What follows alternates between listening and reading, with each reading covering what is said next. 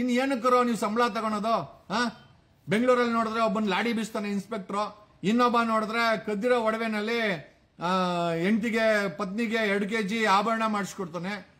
ಚಾಮರಾಜಪೇಟೆ ಮಂಜ ಏನೋ ಡ್ರಗ್ಗಳು ಮಾಡ್ಕೊಂಡು ಲಕ್ಷಾಂತರ ಕೋಟ್ಯಾಂತರ ರೂಪಾಯಿ ದುಡ್ಡು ಮಾರ್ಕಂತಾನೆ.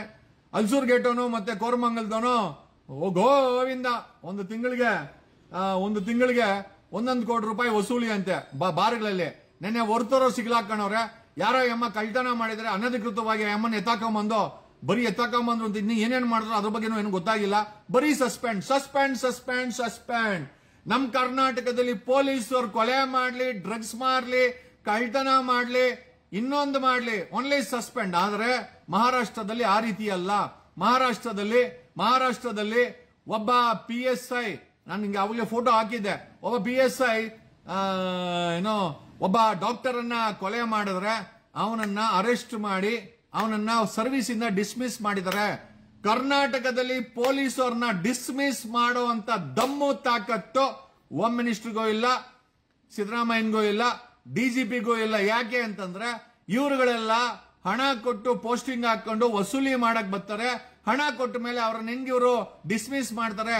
ಕರ್ನಾಟಕದಲ್ಲಿ ಪೊಲೀಸರು ಲಾಡಿ ಬಿಚ್ಚಲಿ, ಚಿನ್ನನ ಕದ್ದಿ ಎಂಟ್ರಿಗೆ ಒಡವೆ ಮಾಡ್ಕೊಳ್ಳಿ, ಡ್ರಗ್ಸ್ ಮಾರ್ಲಿ, ಯಾರೋ ಕಳ್ತನ ಮಾಡಿರೋಂತ ಹೆಣ್ಮಗಳನ್ನ ಎತ್ತಾಕೊಂಬಂದು ಅನಧಿಕೃತವಾಗಿ ಕುಂಡಿಸ್ಕೊಂಡ್ಲಿ, ಆಮೇಲೆ ಹೆಣದ ರಿಪೋರ್ಟ್ UDR ರಿಪೋರ್ಟ್ ಕೊಡಕ್ಕೆ ಹಣ ಕೇಳಿದಾರ್ರಿ. ಆ ತಂದೆ ಸರ್ಕಾರಿ ರಿಟೈರ್ಡ್ ಅಧಿಕಾರಿ ಕಣದನ್ನು ಆ ಒಂದು ಐ ಥಿಂಕ್ ಆ ನೋವನ್ನ ಬರ್ದಿದ್ದಾನೆ. ಈ ಕರ್ನಾಟಕದ ಪೊಲೀಸರು 99% ಭ್ರಷ್ಟರು, ಲಾಡಿ ಬಿಚ್ಚೋರು, ಡಕಾಯಿತರು.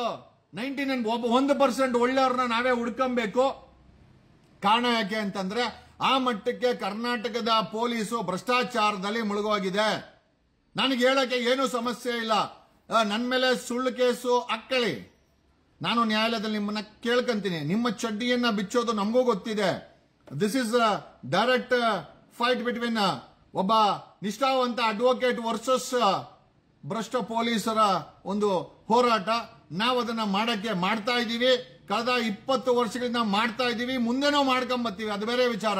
ಲಾಡಿ ಬಿಚ್ಚೋ ಇನ್ಸ್ಪೆಕ್ಟರ್ ಸುನೀಲ, ಡ್ರಗ್ ಮಾರಾಟ ಮಾಡೋ ಮಂಜ ಚಾಮರಾಜಪೇಟೆ, ಸೂರ್ಯನಗರ ಇನ್ಸ್ಪೆಕ್ಟರ್ ಕದ್ದಿರ ಚಿನ್ನದಲ್ಲಿ ಎಂಡ್ರು ಒಡವೆ ಮಾಡಿಸ್ಕೊಡ್ತಾನೆ. No FIR, no arrest, no jail.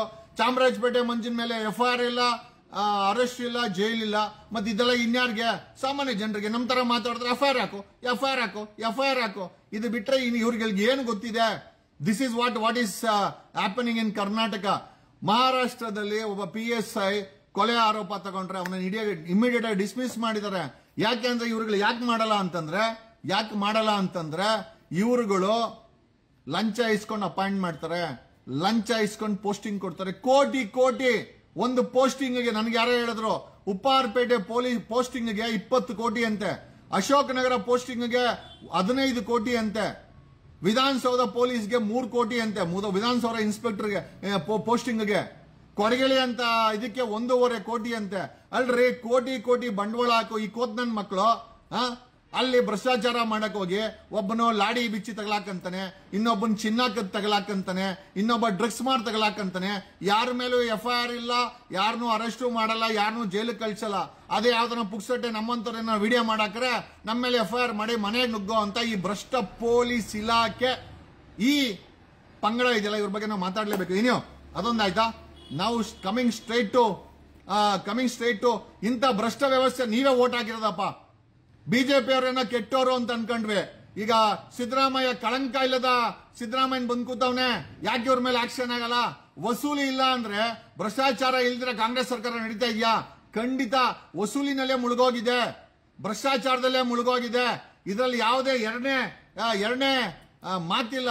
The biggest question ಏನು ಅಂತಂದ್ರೆ ಇದೇ ಭ್ರಷ್ಟರನ್ನ ಎಕ್ಸ್ಪೋಸ್ ಮಾಡ್ತೀವಿ. BJP ಇರ್ಬೇಕಾದ್ರೆ ಎಕ್ಸ್ಪೋಸ್ ಮಾಡಿದ್ವಿ, ಕಾಂಗ್ರೆಸ್ ಗೋಟ್ ಹಾಕ್ರಿ. ಈ ಕಾಂಗ್ರೆಸ್ದಲ್ಲೂ ಅದೇ ನಡೀತಾ ಐತೆ. ನೆಕ್ಸ್ಟ್ ಯಾರಿಗಾನ ನೀವು ಹಾಕಂತೀರಾ?